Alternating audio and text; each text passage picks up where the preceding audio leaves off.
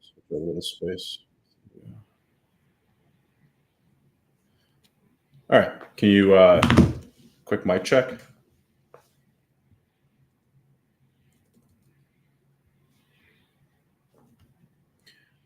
I can hear you. I can hear you on the space. Are you muted on the restream? Yes. Oh, there we go. Okay. Cool. All right. Sweet. Well, welcome to Chain Chatter. I'll just give a quick little overview of what Chain Chatter is. So with Chain Chatter, we talk about cross chain. Obviously we're building Leo decks, and building the cross chain space and building out the decentralized exchange infrastructure. So we take this time, every Wednesday at noon Eastern to talk about, not only cross chain, but also, all the amazing projects in the space. And there's definitely no shortage of cool things happening. With this time we do, I think you dropped off the restream. But with this time, oh, there we go. Hopefully X cooperates too. But with Chain Chatter, it's kind of interview style for the first, say 30 minutes or so. So I'll ask you about yourself and all that, and then while we're live, we have a threadcast going on our social media app called InLeo. So the audience is able to ask questions and interact in threadcast.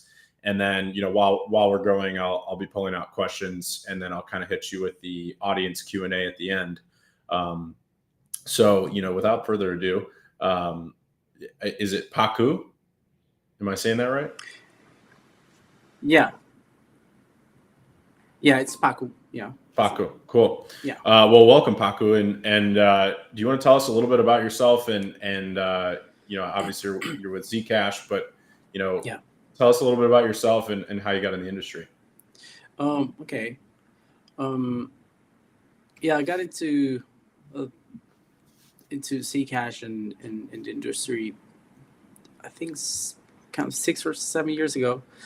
And I come originally from like big consumer end user applications, like mobile applications, specifically iOS. And I have a background in software engineering. Like I've been working in software since 2008, something like that. And I've been working in the gaming industry, and then in the when the apps started, like back in 2000, I don't know, it was iOS 3 or 4, like long time ago. I started working on different kind of apps, and I always looked closer and very, very close to blockchain technology, but I didn't see where I could fit well. And then I found Zcash, and at the time, like ECC was looking for software developers to develop their SDK, their iOS SDK, and I saw that as a call. So I don't know if I found Zcash or if it found me actually, but I worked at ECC for a few years, and then I became an independent community contributor through Zcash community grants to work on different things. And I'm currently, I started like doing contributions to many teams in the like wallet and tooling, and now I'm working as a kind of a developer relations engineer for the Zcash community grants committee. And I have the privilege of like working with all the teams that are in the Zcash ecosystem, like ECC, the Zcash Foundation, Zingo Labs, Han from My Wallet, and people from like Blockchain Commons, most grantees, a lot of grantees, ZEC Hub, and the Zcash communities like Zcash Espanol or Zcash Brazil. So it's really fun and sometimes a little bit overwhelming, because like I don't know, in terms of coding, like you in a day. In a busy day, maybe you code in like 5 or 4 languages. But I'm kind of like that. I'm kind of a code buffet. I like coding in many languages and like doing stuff. So it's fun to be able to do a little bit of everything, like contribute to the Zero node, to the ECC new full node wallet, also to the new Zeno infrastructure that Single Labs is building, um, contributing to I don't know, like helping to coordinate some ecosystem initiatives, and it's fun. Busy but fun still. Yeah, that sounds like you got your hands in a lot of jars. So what does your kind of day to day look like? I know you mentioned you're working with the grants and various teams. Is that pretty much the majority of your day? Yeah, I have part of my work here is doing like outreach and responding to uh, ecosystem inquiries, chatting with different, for example, could be the Maya team for the Maya decks, for example, or could be um, if there's a new version of some software that people needs to be aware of. Like I'm in a bunch of like groups in communication, different communication tools that we let partners know that hey, there's this new version of Zebra, of ZCashD, or this tool that you should be updating, um, and maybe things like that. And then other part of my day is like talking to like the teams that are already established in the ecosystem, and maybe coordinating on different cross cross team efforts, like for example the new Z3 stack, which is it's Z3 because like the three parts are start with a originally start with a Z, like um, Zebra, which is the new full. It's new but not new. Like it's newer than Zcashd, but Zebra has been verifying consensus for quite a while. Right now, we're at the version 2, and the version 3 is going to be released soon. And Zebra is the full node that is fully written in Rust, and instead of like being a fork of a very old Bitcoin core like Zcashd is. So the ecosystem is moving away from the Zcashd full node so that we can um, keep evolving the protocol with modern development tools, and be able to have a lot of like new and advanced features for the Zcash community and the Zcash ecosystem. But to do that, we need to retire our old and beloved Zcashd full node, and in order to say farewell and pay our respect to it, we need to replace all of its functionalities that are quite a lot. Imagine that the Bitcoin node does a lot of things, and Zcash has a lot more features than Bitcoin. So it does a lot of things, and it needs like 3 components to actually replace the Zcash node, the full node validator with our consensus validator, which is the Zebra node, uh, and then we have an intermediate server which maintains indices for all the data of the blockchain that is publicly available, so that like block explorers and wallets can access to. Um, and this is like it's called Zeno. Zeno is a black horse. Um, so we have the zebra, the Zeno, and then Saleh, which is Z. It's like spelled like wallet, but with a Z, and pronounced Zaleh as ballet, which is a full node wallet that ECC is developing. So those 3 things are called the Z3 stack, and is the new stack that will be, um, uh, released soon. I hope that we can release it as soon as possible. We're working a lot, and it will enable Zcash to do extraordinary things like um, the NU7 update, which has like the Zcash shielded assets, which are completely shielded assets like that have the same similar properties as regular Zcash, but it could be anything. Like it could be your own token, or it could be a wrap token under a treasury. It could be a stable coin. It could be a shielded Bitcoin wrapper, and everybody's so excited to get those features that we have to do a lot of work of coordinating, like three teams that have to work together to create this mesh, like stitch this infrastructure mesh that will enable the protocol to be as powerful and as private as ever. Yeah, I mean, collaborating with teams that are working on separate but related things is definitely a challenging thing to do. Can we back up for just a second? We've got some people that are listening that may not know what Zcash actually is. Do you? And I know you touched on a lot of things about like what's coming and some things you're excited about. So we'll get to that too. But do you mind giving maybe like the elevator pitch of like what Zcash is and what Z does and allows people to do?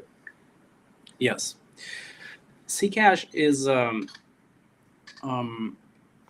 well, there's a famous Bitcoin talk forum post from Satoshi Nakamoto before he went missing and to the underground, that he acknowledged that Bitcoin wasn't private enough, that the anonymity provided by this Bitcoin addresses was not enough privacy for an electronic cash system like Bitcoin. So he said that zero knowledge proofs will be a cryptographical advancement that would enable Bitcoin to have full privacy. But at the time, that technology was really, really new and experimental. So some people like Zuko, for example, who is a really crypto Bitcoin OG, who I think he wrote the first blog post ever in the internet about Bitcoin, and like took that message and said, a group of people summoned Zuko. I don't know, like you should interview Zuko for the real deal of how everything was laid out. But so Zuko and a group of people started saying, hey, what if we actually build this zero knowledge technology on Bitcoin? So they forked the Bitcoin code and started to work on this prototype, and then the prototype became a real thing. And about like 2015, they approached the Bitcoin core developers and saying, hey, we have this thing that we forked from your code, and we have all this code that does a lot of things and allows you to transact privately using zero knowledge proofs. And then if you send your Bitcoin to this special address that starts with a letter Z, it will be completely shielded. It will be completely anonymous, because nobody other than the people receiving the coins will be able to know the amount, who the recipient is, and what's the address. And it will completely hide the transaction graph from outsiders.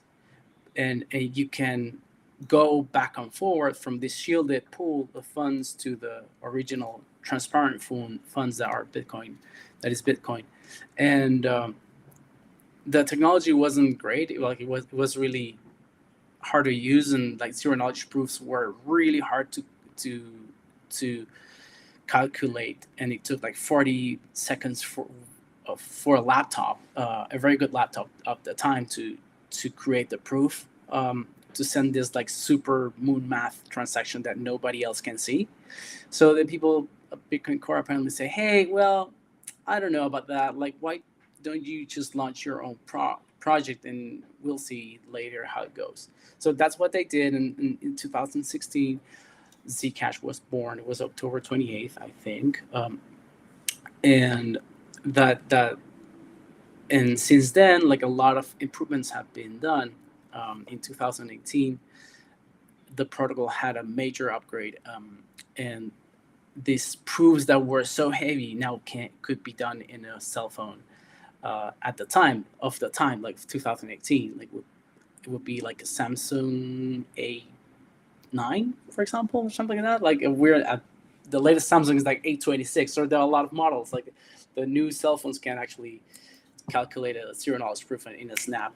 Um, and so Zcash is like Bitcoin, but with real privacy, with the ability of choosing how private your transaction you want it to be. Like um, it can be completely transparent. Like if you are like a nonprofit that wants to have like really good transparency for your donors or for the public on how your funding stream is, but also you could be a nonprofit foundation for helping whistleblowers. So maybe you want that your donors can donate anonymously because they can get in real deep shit they if if they can be identified.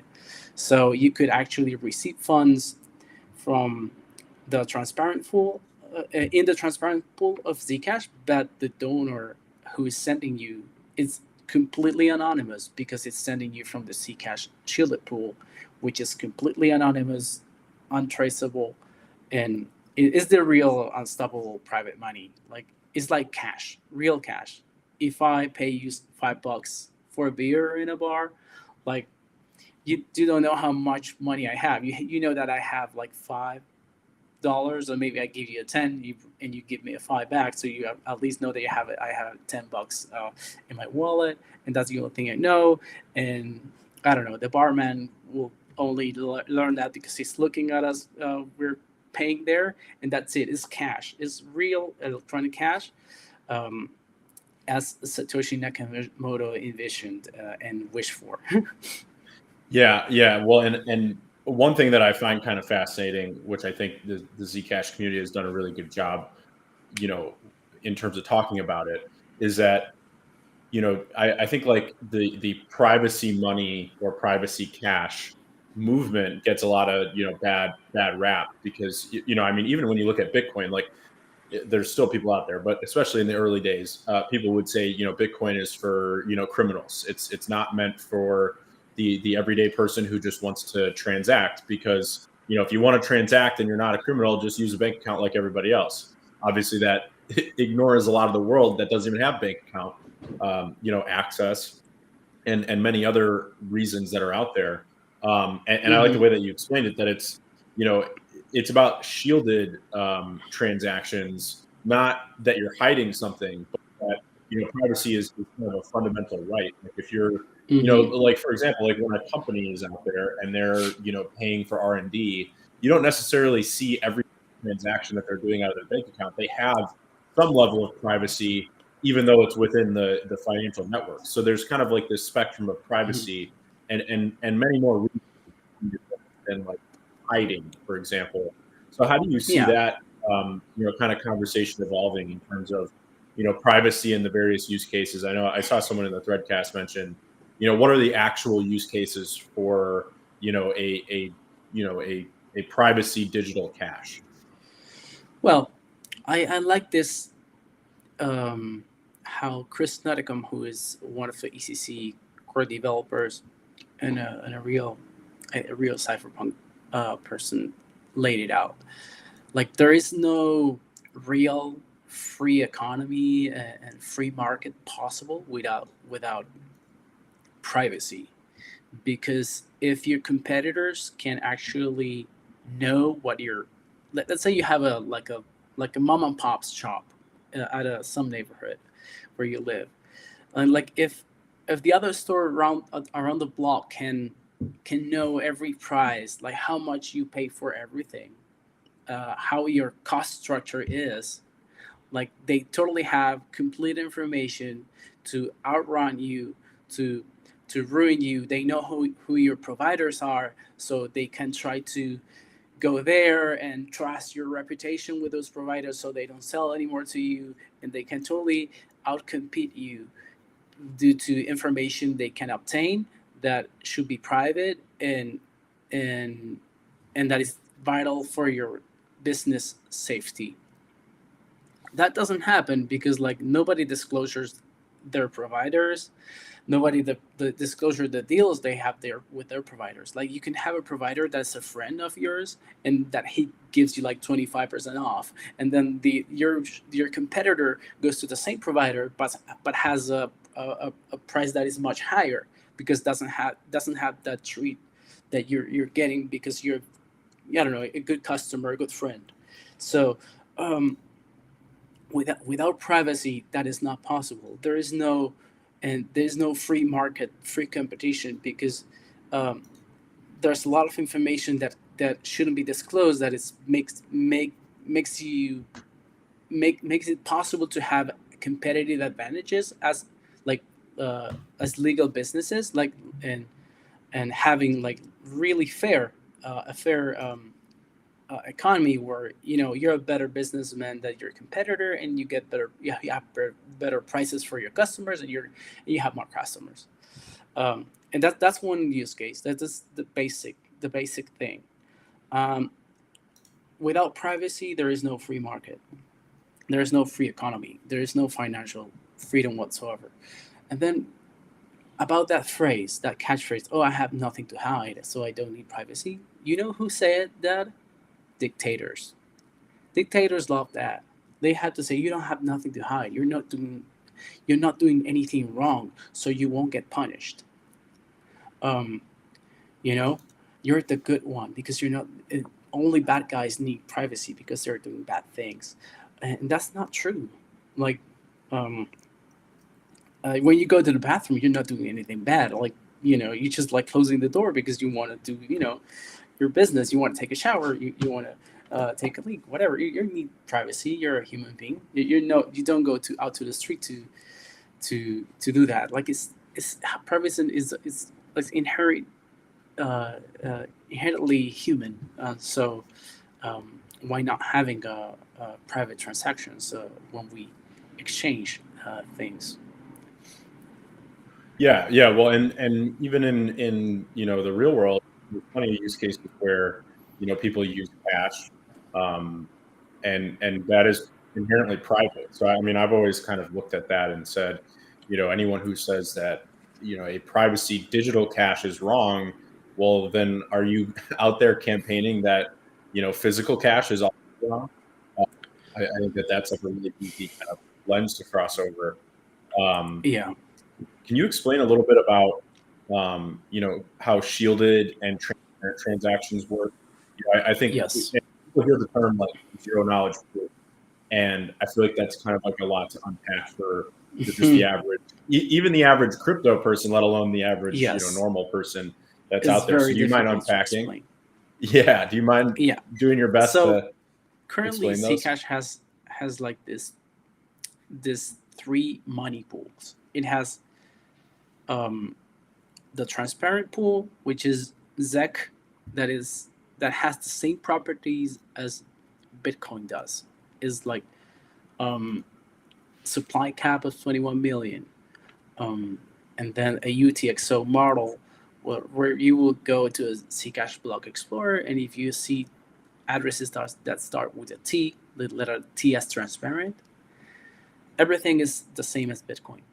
But then you have these other addresses that if you look at them at the block explorer, they won't return anything because they're addresses starting with a U or with a Z, which are part of the shielded world.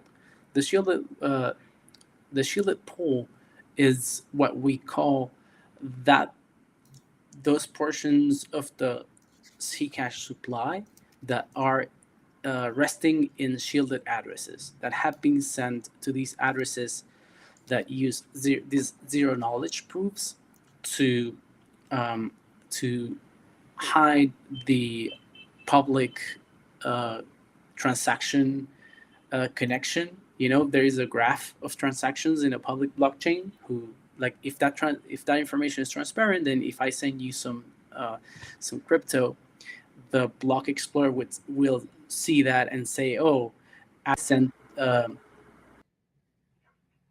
this amount of value to address B. And that those jumps with lines create this graph, this mesh of transactions, and and with zero knowledge proofs, that doesn't exist anymore. There's a mathematical proof that it's a verifiable proof that will tell a verifier of the transaction that and when I say verifier, is that um, whoever is sending the transaction and generating the proof and who is verifying it don't have to trust each other at all. They can be complete adversaries, like cat and mouse.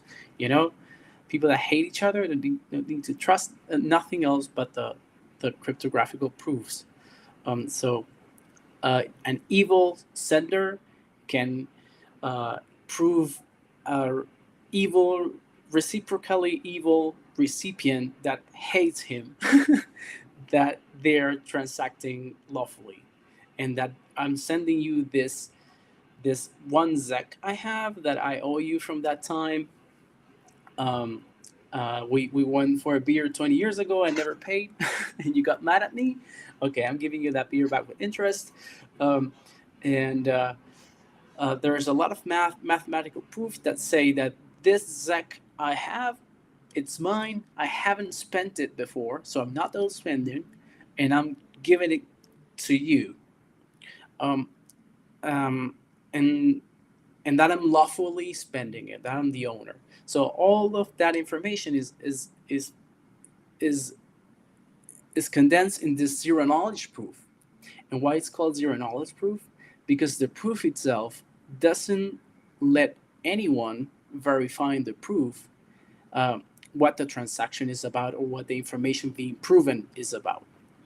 So in a blockchain, in order to have um, a sound supply of money, everyone needs to know that nobody is counterfeiting uh, the currency, right? That they're not double spent. Nobody's double spending their money.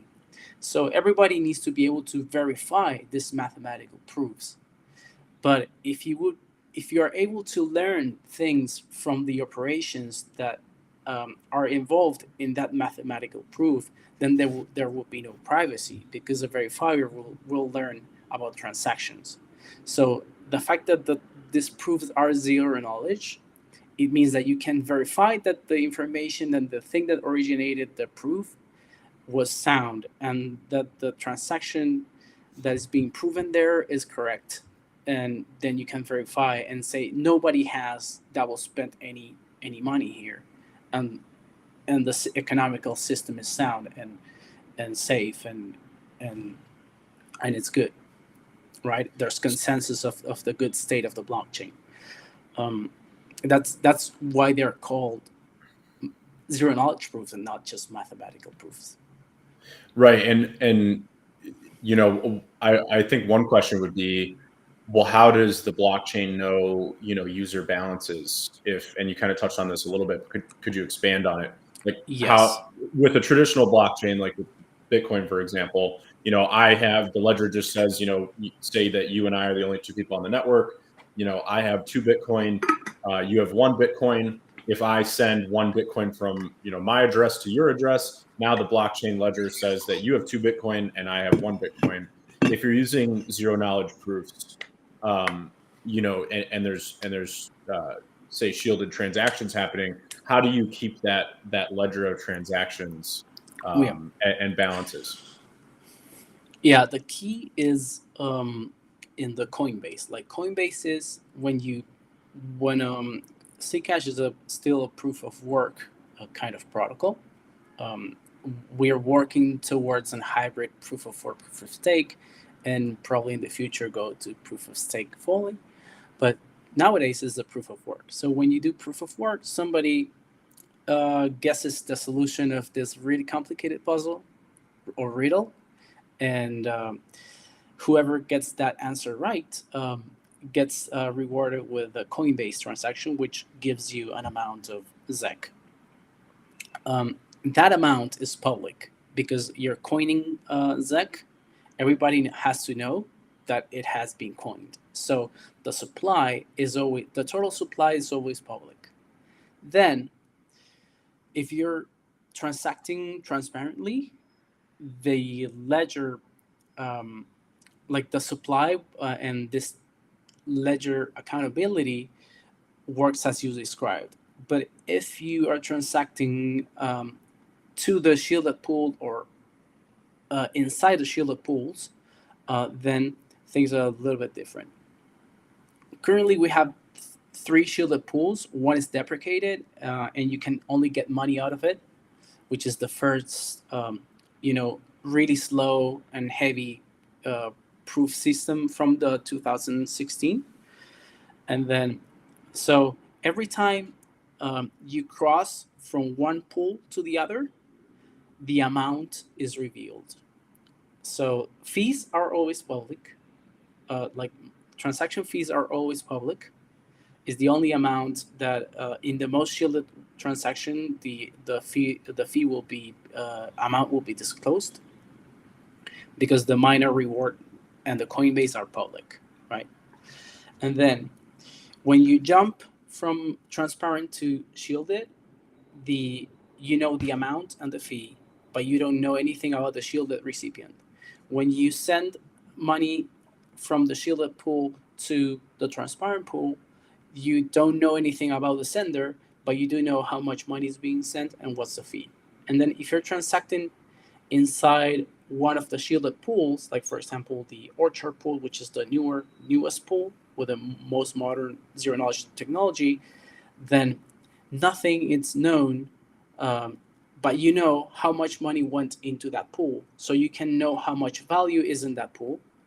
And if value goes out of the pool, you will know it because the transaction, the outgoing transaction from this pool of money to this other pool of money is the amounts are revealed. So there's always a consistency and public disclosure of the supply, but then there is the people or the addresses that are involved are shielded if there are shielded parties involved. So that's how the whole supply is maintained, and this ledger is able to be calculated through the transaction history. But then there are a lot of things that you won't know, like anything related to shielded transactions, or the people that use shielded addresses. You won't know nothing about them. Won't be able to know their balances or anything like that. But So still, publicly, yeah. What a simple way of explaining that be that essentially if you have a shielded address and you have shielded ZEC, it is essentially like a claim to the shielded ZEC pool, and that's why nobody can see on the ledger. You can see the total ZEC in that shielded pool, but then say there's 100 shielded addresses, you don't know how much each of those 100 addresses can claim essentially from the ZEC shielded pool. Is that how it works in like layman's terms? Or a little bit more farther down the road, because you have no way to tell how many addresses there are for shielded. Right. So it could be 100, could be 1,000, could be 10,000. Yes. There's no way to know. And and essentially the ZEC is actually like technically in the shielded ZEC pool, right? Like it's not actually in in the addresses. Is that how you would kind of explain it? Yes. Somebody rang the door. Sorry about that. You're yes. Just give me 1 sec. Oh yeah, take your time. Yeah, just I'll read through some comments while Pacu handles that. I see you guys were talking about the ZEC price. Yeah, it's about $51 right now. A bunch of you guys are sharing that in the threadcast. Yeah, Mod Manga said just use a bank account like everyone else. Yeah, a lot of people are unbanked. Some can't even bank if they wanted to.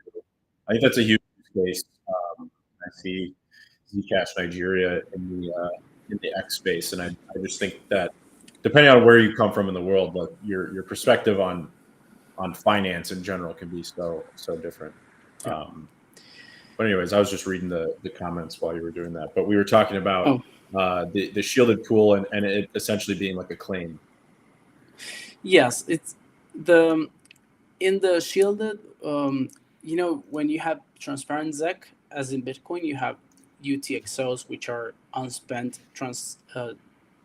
transparent outputs.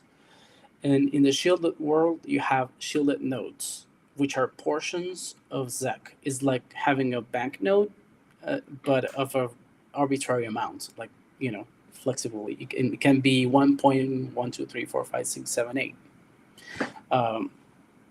And so then you have that node, or you have many of Zcash shielded nodes, and then then you have a way of and every portion of Zcash has a thing called a nullifier. A nullifier is a piece of information that, when revealed, it proves that shielded node that you have has been spent. So when you spend a portion of Zcash, you reveal the vault nullifiers, and then through change and new outputs for the people you're sending ZEC to, new portions of new shielded nodes are created, and the new owners know which are those nullifiers. So all this information is validated through the data integrity mechanism of the blockchain, which is the blocks and the hashed information, and also the zero knowledge proofs. So given that you have been successfully proving that you have some ZEC and you are the owner of it and you're spending it to someone else's address, then the collective soundness and verification of all the zero knowledge proofs gives you the guarantee that the money supply is sound, and that there has been no counterfeiting. That has the problem with that is that privacy comes with its disadvantages in terms of like complexity and performance. Like, you need to track a lot of things, and if you until today, or until a few months ago, the only way of keeping things privately is to compute those things yourself. So a Zcash wallet that uses shielded ZEC does a lot of work. Does a lot of calculations. Does a lot of math, a lot of proving, and a lot of verifying. And that makes Zcash like heavier to run than your usual blockchain, because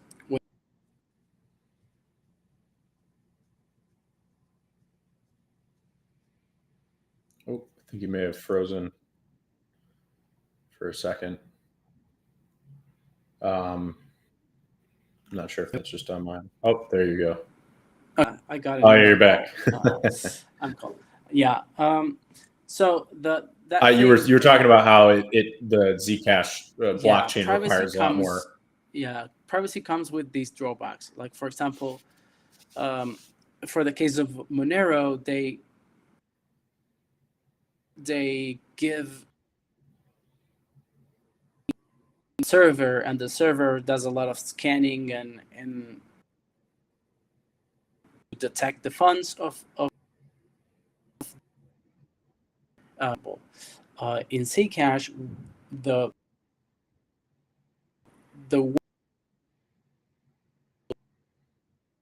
a server, a full node server, or a light wallet server, and does a lot of computation. So if you outsource that to somebody else, that person will learn about your funds. So that's why privacy needs that you do a lot of computation on your own, and it complicates things.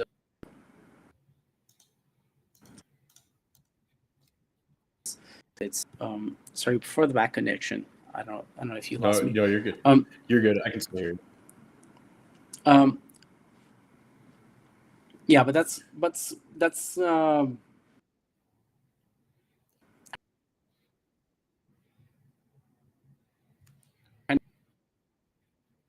who is one of the original core developers and creators of Zcash, which has there's something called Project Tachyon, or I don't know how you pronounce it because it's a foreign word to me. Like I think it's Tachyon, um, and it means that he found a way to actually use also zero knowledge proofs to actually this amount of uh, and so that those servers don't learn anything about uh, you and can take care of processing a lot of transactions,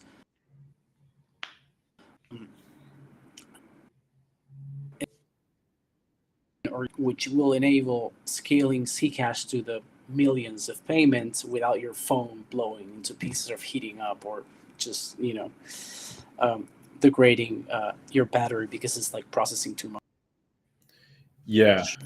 too much stuff. So right now, So that's going to change everything. yeah, yeah. So right now, could you maybe explain like so what's the situation right now in terms of you kind of touched on a little bit, but what's the situation right now in terms of just like your everyday kind of ZEC user, and then if they do want privacy, you're kind of saying they have to run essentially their own full node, and then what does this solution kind of look like um, as as it rolls out? um, there's, but currently, either you run your node or you use a mobile wallet or a desktop wallet that connects to a server and knows about the blockchain size of that server that serves compact blocks, not full blocks, but like shrunk down blocks, like 90% lighter than a full block, and that allows like uh, these wallets to be able to transact privately without having to know everything about the blockchain, but also not revealing their own information. Um, and then in the future, it will be possible to,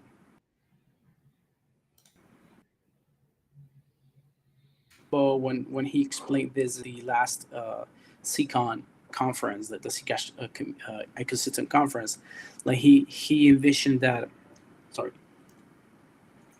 he envisioned that with this new breakthrough, he discovered that it would be possible to have servers that help you compute all that all those calculations. Then instead you need to maintain to create these zero knowledge proofs, um, and so that the proofs are very quick, but the information you need to be up to date to in order to generate them, it's kind of cumbersome. So by outsourcing all that work, then um, you will be able to scale the Zcash network to the thousands or a million payments per block or per second, and and that hit on performance that comes with privacy won't be such, because you will be able to use these that make sense. Maybe there's a new economy that it is brought up because you have to pay for the server cost or something like that, but then you will be able to transact really quickly, seamlessly with your phone or with your desktop computer without having to be a full node. So is it kind of with like little requirement. is it kind of like a light node then, in a certain sense? I know this has become kind of a It's an bigger even topic. light. We are Yeah. We have a light node structure at the moment, which light wallet that is full node and on a mobile wallet, for example, like iOS and Android wallet. But this will be even lighter. That today, like your shielded wallet does a lot of work to sync, for example, and then when Project Taken is live, this won't be necessary. Like this would be just open your wallet. There is, um, I guess, not much syncing to do with the whole thing, and being able to verify and create new proofs uh, very easily, because you have this servers that don't learn anything about you, and you don't need to trust them either, and still be able to use their information to participate in the Zcash blockchain. Got it. Got it. Yeah, it's very cool. So kind of taking a little bit of a step forward. So we kind of covered, Yeah. the basics of what Zcash is and kind of how it works. And then, earlier on you were talking about some of the things that are coming.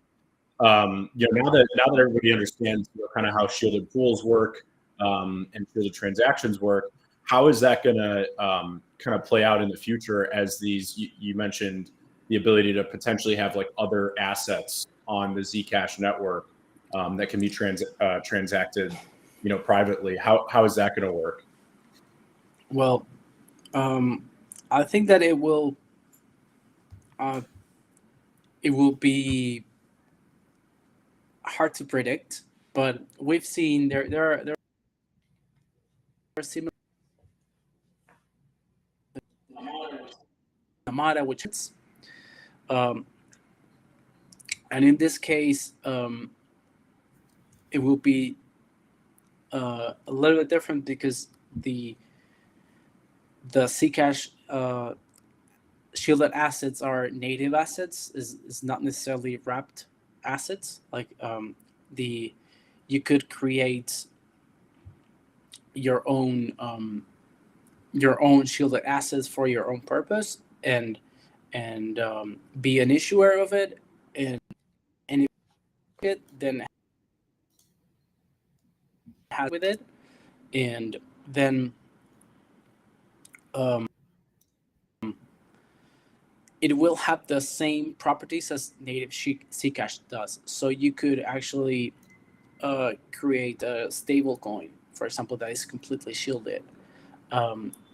Because one problem that I always have when I when I pay or agree with somebody to pay in crypto is that volatility, it's a too high price to pay for people that make a living from services and producing, or any goods or any services they sell. So they sell. So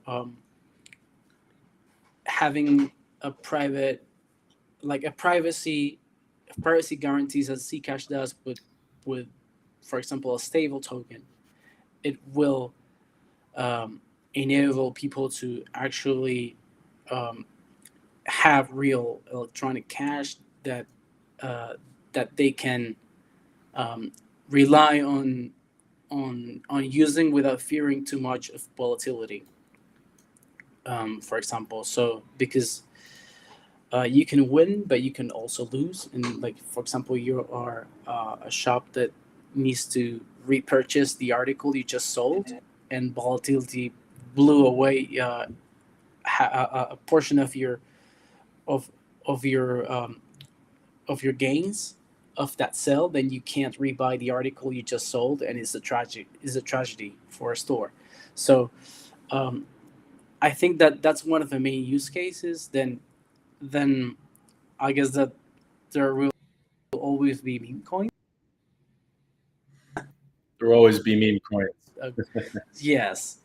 I always said that the first Zcash shielded asset should be a meme coin, um, so that we can have fun, transact, make jokes, and test the protocol without nobody getting hurt. And fortunately, we Zcash has a very strong auditing and like scrutiny culture. So things that go out into production are very well firms and auditors, but still, there's the one thing is things being live and others being just in development. So I think meme coins are great to explore dynamics of the real world, and I hope to see those Z Yeah. memes, shielded memes. I like that. Yeah, and I agree. I think meme coins are really good for just getting people excited and using something. And honestly, I think they're really great for testing because people don't take them too seriously. So if you can kind of fall back on the idea that it's mostly a joke, but we do get some actual value out of it. Yeah. Um, we're almost out of time here, but I wanted to Mhm. get at least maybe 2 or 3 audience questions in. Um, so Yeah. one of them, and I'm sure you hear this one a lot, um, is how can Zeke balance regulatory pressure while still preserving user privacy? And that's from Khan on Vimeo. Um, well, I think that Zcash properties of abilities of different payment disclosures are something that regulators usually seek. Um, they're part of the protocol Zcash is that we to like it's like the developers meme, right? We need to scale our development community by an order of magnitude because there are a lot of things to do and not so many people. So the ecosystem is working a lot to bring new developer companies and folks, independent developers as well, because the Zcash protocol has a lot of features that allow you to disclose individual payments to third parties, but that don't have like proper support or that haven't been implemented yet for some parts of the protocol because we hadn't had the bandwidth to. And this is like somehow somewhat complicated and is not something that someone can just jump in and do. Right? Like the approach of the cash protocol in terms of like possible regulations. Also, regulations are a moving goalpost. I think that ultimately it's a mistake to try to uh, constantly um, like bend yourself to different regulations because there can always be an extra thing. So it's difficult to plan or something or to grow up with those parameters because it's always a moving goalpost. You can just round towards it and they will get farther and farther away. So I think that the Zcash protocol, in terms of like of regulations that have to be transparent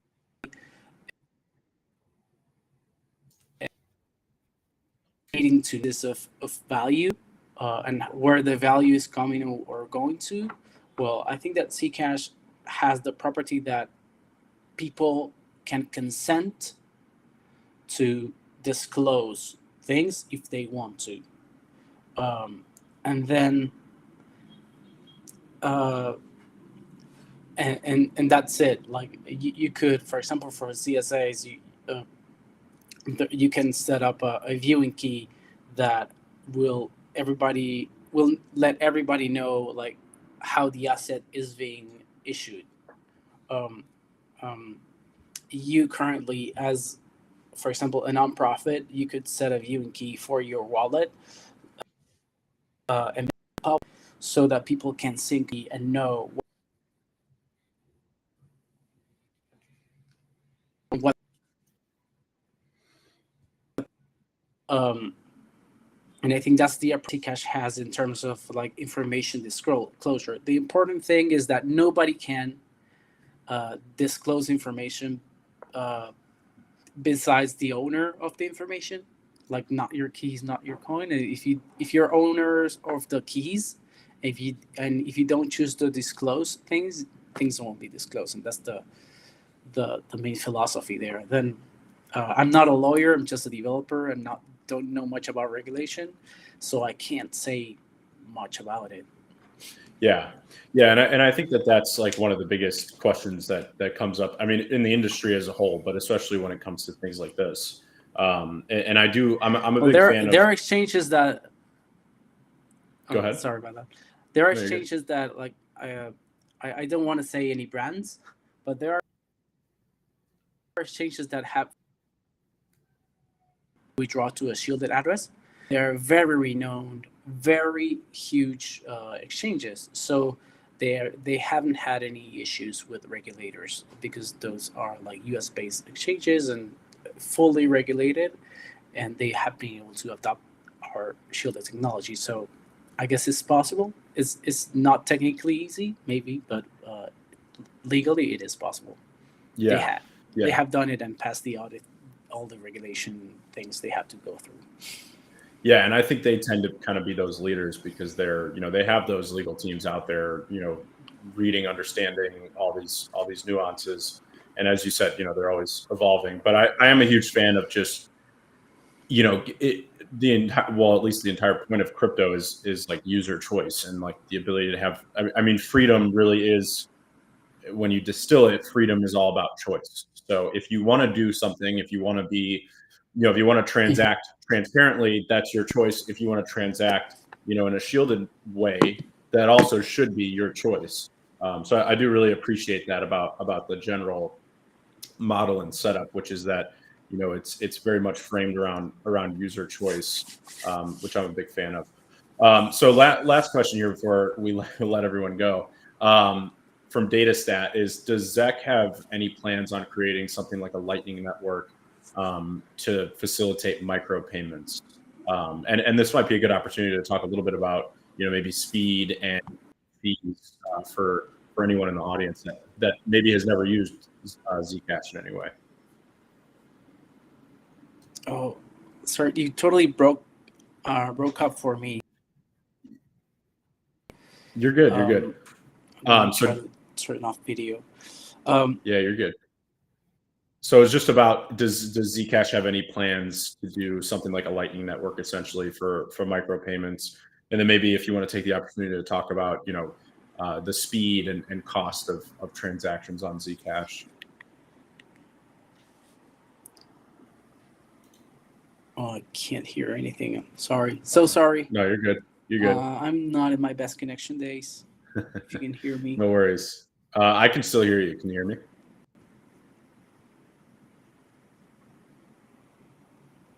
Testing. 1, 2, 3. Oh, can you hear me now? Can you hear me now? Yeah, I can hear you now. Okay. Yeah. Okay. Yeah, I'll just TLDR the question. Does Zcash have any plans to do a Lightning Network and, kind of similar to Bitcoin for micropayments? And then maybe if you want to touch on, speed and cost of transactions. Every time you start saying the question, it breaks up. No worries. But yeah, like Lightning Network. No, what we have is that Zcash has a fee structure that is variable, but it doesn't have a lot of fees, so it's very suitable for micropayments. It's not that you will have a transaction that will have higher fees than the value that is involved. So the term micropayments doesn't make much sense in the Zcash world at this very moment.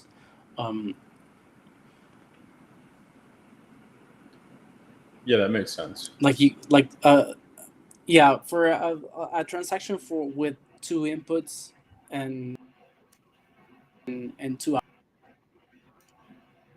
option, it are 0.0001 ZEC, like a thousandth of a ZEC.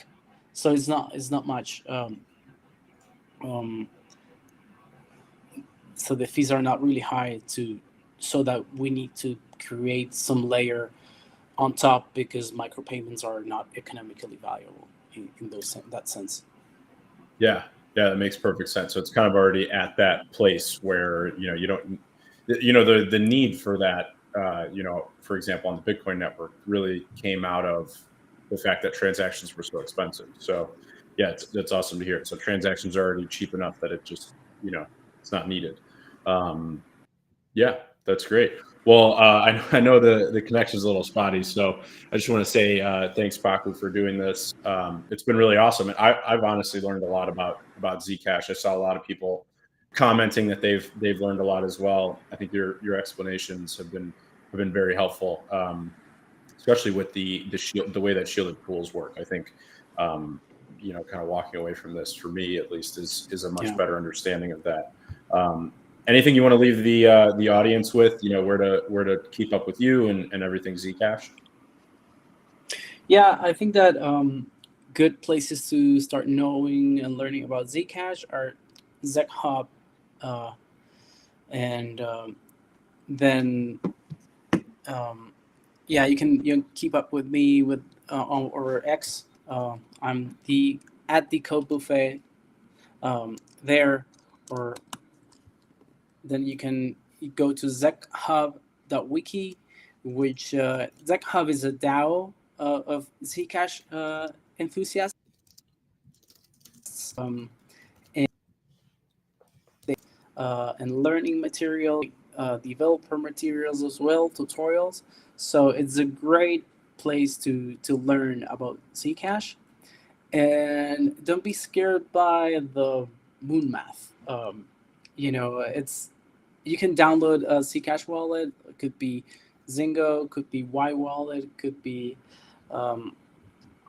Sashi, or could be also I've seen Voltisig that I'm starting to play with here, to try to do some exchanges, some dexes here and there, and just have fun. And you can always post your shielded address in X, and people will send you messages through the Zcash shielded memos properties that I forgot to mention. Every shielded node can only the recipient can see it.